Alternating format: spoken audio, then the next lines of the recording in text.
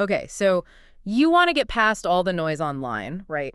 Understand what's actually shaping the culture talk this week. Yeah, cut through the clutter. Exactly. Consider this your personal briefing. We've waded through tons of social data, YouTube, X, Instagram, Facebook, the whole lot. And pulled out the core stuff. Right. We're looking at 5 big things happening between April 21st and 27th, 2025. Think of it like your shortcut to knowing what's really going on. Absolutely. We're going to dive into the NBA playoffs, specifically that Lakers Timberwolves, shocker. Then there's the Boston Marathon, always inspiring. Earth Day discussions, too. Yep, Earth Day, the vibe at the Stagecoach Festival, and of course the speed and drama of NASCAR at Talladega. We're aiming to give you more than just the headlines, the context. Okay, let's jump straight in. NBA playoffs. Always electric, but wow, that Lakers-Timberwolves series kicked off with a bang. A huge bang. Game 1, Timberwolves just dominate, 117-95. I don't think many people saw that coming, especially not that scoreline. Not at all. And Anthony Edwards, I mean, what a performance. Oh, incredible. His stat line was great, sure, 32 points, 8 rebounds, 6 assists, but it was how he played. So aggressive. He forced the Lakers onto their heels, didn't he? Totally. His drives made their help defenders collapse, and that just, well, it opened up everything for the shooters on the perimeter. A clear tactical win for Minnesota. And then that moment, the crossover on LeBron, it just exploded online. Instantly viral. Over 15 million views in, 24 hours?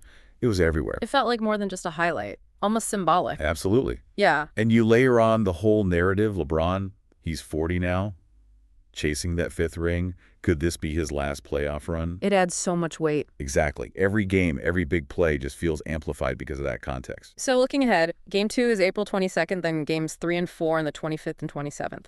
The pressure is really on the Lakers coaching staff now, right? On J.J. Redick. Definitely. Their defense just didn't have an answer for Edwards in Game 1. Yeah. Everyone's waiting to see the adjustments. How do they counter that? Were there specific weaknesses they could have targeted but maybe didn't execute well on? Well, Edwards was obviously key, but the Lakers really seemed to struggle with the Timberwolves' pick-and-roll game overall. Okay. They couldn't quite contain both the guy with the ball and the big man rolling to the basket. Left them vulnerable quite a bit. So adjusting those defensive schemes, that's got to be priority number 1. Has to be. It could honestly decide the series. And it's not just this series creating buzz. The whole playoffs are heating up. Oh, yeah. Celtics Heat is always intense. That rivalry is fierce. And Mavericks Nuggets. Just an offensive fireworks show like everyone expected. It really seems like people are tuning in. They are. We're hearing from basketball content creators. They're seeing like triple their normal view counts. Engagement is way, way up. Wow. Okay, so from the intense action on the court, let's switch to the historic streets of Boston. The Boston Marathon. April 21st, Patriots Day. The 129th running. Just an incredible tradition. Such a powerful event. And this year had a really unique participant, didn't it? Yes, Dino Chara, former Bruins captain. 6'9". Probably the tallest person to ever run the Boston Marathon. That's amazing, just picturing him out there. Right, and his whole #Charins campaign really took off. Apparently inspired a lot of first-time marathoners, which is fantastic. It really shows how one person's challenge can resonate, doesn't it? It really does. And the weather, well, it was pretty much perfect this year. Around 52 degrees, some clouds. Ideal for running fast. Speaking of fast times, Eliud Kipchoge was there. The legend himself, the sub-2-hour marathon guy. He was aiming for a Boston win, maybe even the course record to add to his, frankly, unbelievable resume. Just an icon. And the women's race was stacked, too.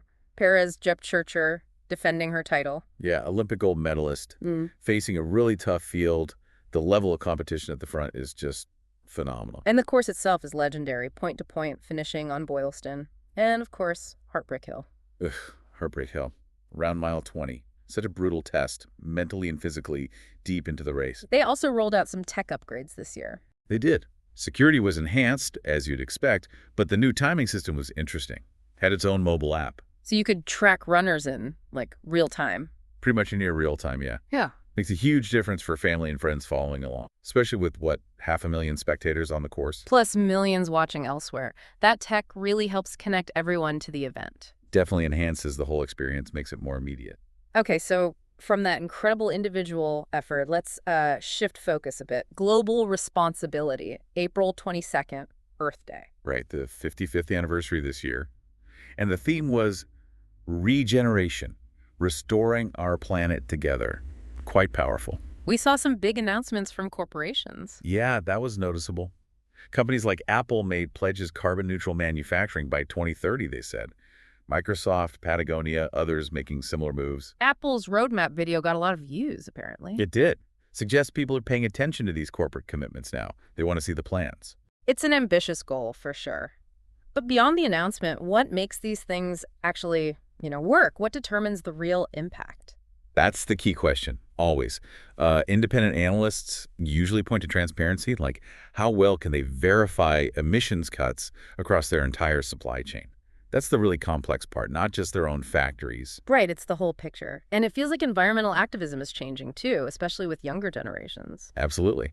Gen Z is really leveraging tech. We saw that with the hashtag Earth Scorecard campaign. Tell me about that. Basically, it assigns grades, like A to F, to companies based on their environmental track record.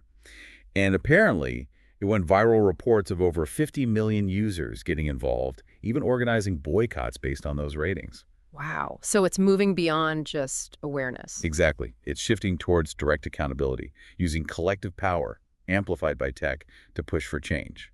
That's a significant shift, no longer just talking about problems, but actively trying to influence corporate actions. Precisely.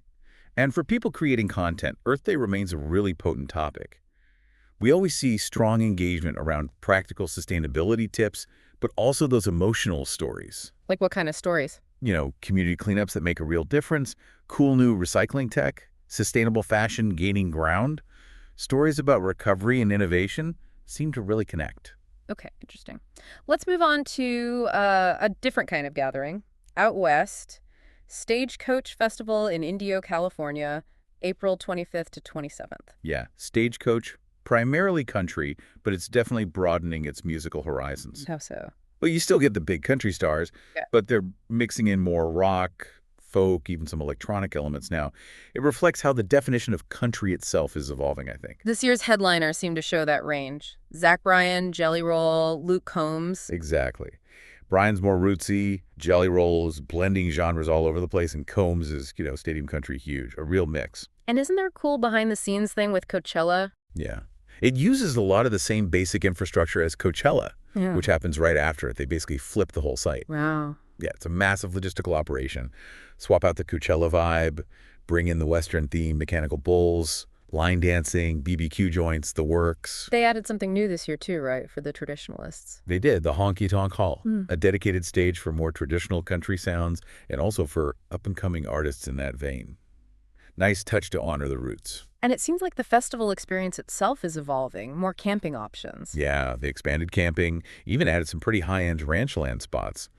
It suggests the audience might be broadening, maybe getting a bit more affluent or at least diverse in what they want from the experience. The social media side of Stagecoach is always wild. Oh, totally. TikTok, Instagram Reels, it's just flooded. Outfit reveals are huge.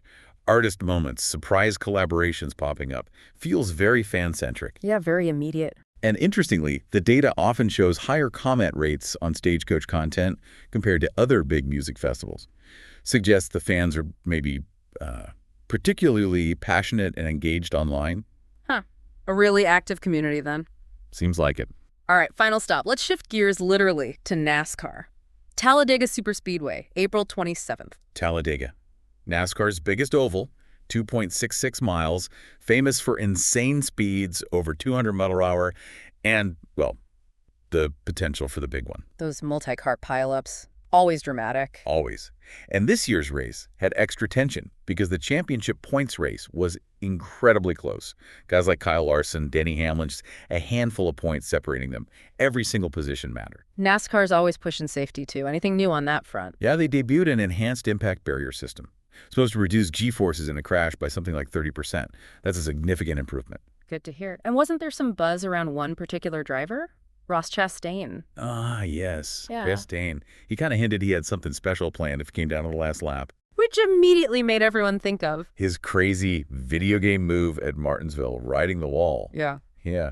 Whether he meant it or not, just saying that adds a whole layer of what-if excitement for the fans. Definitely keeps things interesting. And the fan experience itself has changed a lot with technology, hasn't it? Oh, massively. Yeah. The digital offerings are way more advanced now. You've got in-car cameras, access to telemetry data, interactive apps. where you can even try to predict cautions. Hmm. It's much more immersive. What kind of telemetry data are we talking about? Like speed? Speed, yeah, but also like engine RPMs, braking points, even the G-forces the drivers are pulling in the corners. Really detailed stuff. Wow. So you get a much deeper understanding of what's actually happening inside the car. Exactly. It shows the physics involved, the skill required. It's not just cars going in circles. And that seems to be working, connecting with viewers. Looks like it. NASCAR's seen a really noticeable jump in younger viewers lately. The 18 to 34 demographic is up, I think, around 22% recently. That's pretty significant for a traditional sport. It's really fascinating when you step back and see how all these different events, they sort of tap into different parts of American culture, don't they? They really do. Like, the NBA has that urban energy, intense competition. Boston Marathon is about tradition, history, individual perseverance. Earth Day taps into the growing environmental awareness Yes. or sense of responsibility. Right. Stagecoach connects to that rural Western heritage even as it evolves. And NASCAR is all about speed, technology, the competitive edge. So if you're creating content around this stuff, the real value is digging deeper, right? Not just reporting the scores or the headliner. Absolutely. Find the human stories. Mhm. Uncover the interesting stats, the strategy, the cultural meaning behind the event. That's where the richer content is. Like instead of just showing Edwards' crossover. Talk about the tactical battle or LeBron's legacy or what it means for the series strategy. Go beyond the highlight. And remembering how people consume this stuff differently on different platforms. Crucial. YouTube seems great for that deeper analysis. Instagram's all about those powerful visuals. X is for the instant takes, the commentary.